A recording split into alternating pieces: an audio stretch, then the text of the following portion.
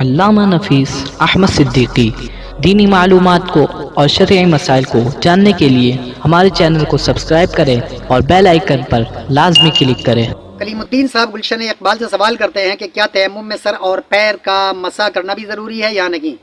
ہمارے ایک دوست کا کہنا یہ ہے کہ تیمم چونکہ وضو کا نعم البدل ہے، اس لیے تیمم کرتے وقت بھی تمام اعضائے وضو کا مسح ضروری ہے، ورنہ تیمم نہیں ہوگا۔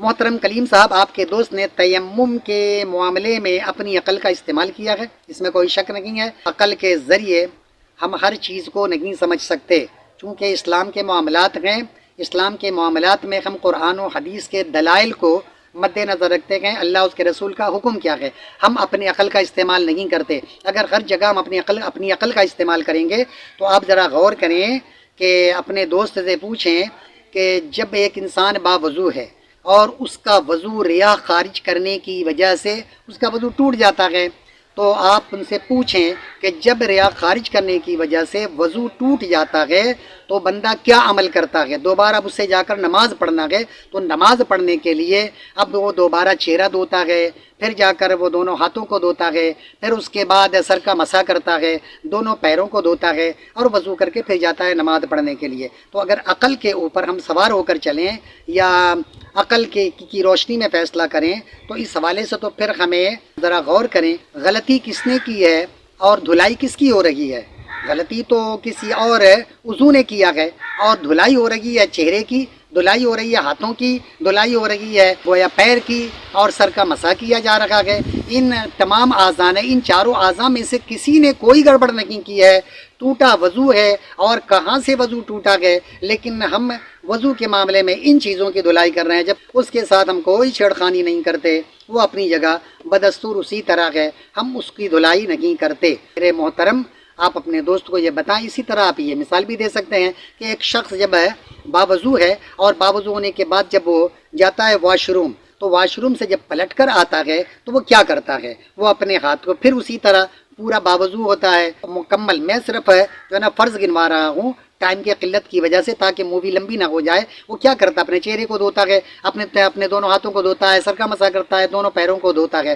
تو بتائیے کہ جب وہ واش روم گیا ہے تو ان اعضاء نے ہمارا کوئی گڑبڑ نہیں کیا، ہتھیلیوں سے ہم نے کوئی ورک کیا ہے لیکن ان حصوں سے کوئی ورک نہیں کیا، لیکن اگر ان حصوں کو بندہ نہیں دھوئے گا تو اس کا وضو نہیں ہوگا۔ اسی طرح وہ اپنے پیر کو نہیں دھوئے گا ٹخنوں سمیت تو بھی اس کا وضو نہیں ہوگا اور نماز نہیں پڑھ سکتا۔ اسی طرح سر کا مسح کرنا بھی ضروری ہے، اسی طرح چہرے کا دھونا بھی اس کے لیے ضروری ہے۔ تو نہ سر نے کوئی گڑبڑ کیا ہے نہ ہمارے چہرے نے کوئی گڑبڑ کیا ہے، جس نے گڑبڑ کیا ہے ان دونوں کی دھلائی ہو چکی ہے۔ اب ان دونوں کی دھلائی کے بعد ہم ان اعضاء کو کیوں دھوتے ہیں؟ تو عقل کا تقاضا تو یہی ہے کہ جس نے گڑبڑ کیا اس کی دھلائی ہو گئی، لیکن اب ان چیزوں کو دھونے کی تو کوئی ضرورت نہیں تھی، لیکن اب ان کو بھی دھو رکھے ہوتے ہیں۔ تو عقل کے منافی ہے یہ عمل۔ اس جگہ پہ ہم عقل کا اگر استعمال کریں گے تو پھر ہم گمراہ ہو جائیں گے کہ بھائی ہم ان چیزوں کو کیوں دھوتے ہیں۔ تو اسی طرح تیمم کو وضو پر آپ نے قیاس کیا ہے، یہ اپنی جگہ ٹھیک ہے، لیکن ضروری نہیں ہے کہ ہم اعضائے وضو جو دھوتے ہیں پانی سے انہی چیزوں کو ہم جا کر تیمم میں بھی ان چیزوں پر مٹی کا ہم استعمال کریں، مٹی سے مسح کریں۔ تو پھر اگر کسی کو غسل کرنا ہوگا اور پانی دستیاب نہیں ہوگا تو اسے تو اپنے پورے وجود میں مٹی ملنا پڑے گا، اس لیے یہ قیاس بالکل غلط ہے۔ الغرض آپ کے دوست کو تیمم کا مسئلہ سمجھ میں آ گیا ہوگا کہ آیا تیمم ہے، وضو کا نعم البدل ضرور ہے، لیکن ٹوٹلی ہم وضو کے اوپر قیاس نہیں کر سکتے کہ جس طرح اعضائے وضو کو دھونا اسی طرح اعضائے وضو کو کے اوپر مٹی سے مسح کرنا ہے، ایسا کچھ نہیں۔ آئیے میں چند ایک مثالیں دیتا ہوں۔ سورہ نساء پارہ نمبر 5 اور آیت نمبر 43 میں ہے کہ اللہ تعالیٰ کا فرمان ہے پاک مٹی سے تیمم کرو تو اپنا منہ اور ہاتھوں کا مسح کرو، بے شک اللہ تعالیٰ معاف کرنے والا اور بخشنے والا ہے۔ تو اللہ تعالیٰ نے جہاں تیمم کا ذکر کیا وہاں صرف اپنے چہرے کا اور ہاتھوں کا مسح کرنے کا حکم دیا ہے۔ بعد والی صورت میں سورہ مائدہ پارہ نمبر 6 اور آیت نمبر 6 میں جہاں وضو کا ڈیٹیل ہے اور وضو کے 4 فرائض کا ذکر کیا گیا ہے، اسی کے بعد ہی اللہ تعالیٰ نے تیمم کا ذکر کیا۔ تو میں تیمم کا صرف ذکر کر دے رہا ہوں کہ ویڈیو لمبی نہ ہو جائے۔ تو اللہ تعالیٰ فرماتا ہے کہ تو پاک مٹی سے تیمم کرو تو اپنے منہ اور ہاتھوں کا اس سے مسح کرو، تو یہ اللہ تعالیٰ کا فرمان ہے۔ آیت نمبر 6 سورہ مائدہ اور یہ پارہ نمبر 6 میں آپ اس کو مطالعہ کریں گے تو تیمم کا جہاں حکم ہے وہاں صرف ان دونوں چیزوں کا مسح کرنے کا حکم ہے۔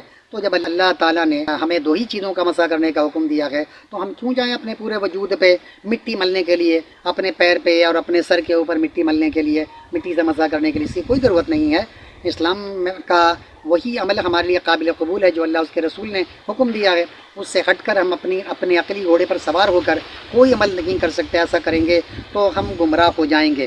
اسی طرح نہ صرف یہ کہ قرآن پاک میں بلکہ ہمارے پیارے نبی نے بذات خود جو عمل کر کے دکھایا ہے، بخاری شریف حدیث نمبر 343 میں ہے کہ حضرت عمار رضی اللہ تعالی عنہ سے روایت ہے کہ آپ صلی اللہ تعالی علیہ وآلہ وسلم نے تیمم کے لیے اپنے ہاتھوں کو زمین پر مارا اور اس سے اپنے چہرے اور ہاتھوں کا مسح کیا۔ اسی طرح حدیث نمبر 337، 338 اور 341 میں بھی یہ حدیث تیمم کے حوالے سے کہ اللہ کے پیارے نبی نے جب تیمم کیا تو اپنے چہرے کو اور اپنے دونوں ہاتھوں کا مسح کیا ہے۔ تو یہ بخاری شریف کی یہ 3-4 حدیثیں اور قرآن پاک کی 2 آیات کے حوالے سے میں نے آپ کے سامنے پیش کر دیا ہے۔ ہمیں یقین ہے کہ آپ کو ہماری بات بالکل سمجھ میں آ گئی ہوگی، اور اگر پھر بھی سمجھ میں نہ آئے تو حوالے موجود ہیں، آپ خود کھول کر دیکھ لیں گے تو آپ کو پتہ چل جائے گا کہ تیمم کے حوالے سے اللہ اس کے رسول نے کیا حکم دیا ہے۔ ہمیں اللہ اس کے رسول کا حکم ہی ہمارے لیے مقدم ہے اور وہی قابل عمل ہے، نہ یہ کہ جو ہماری عقل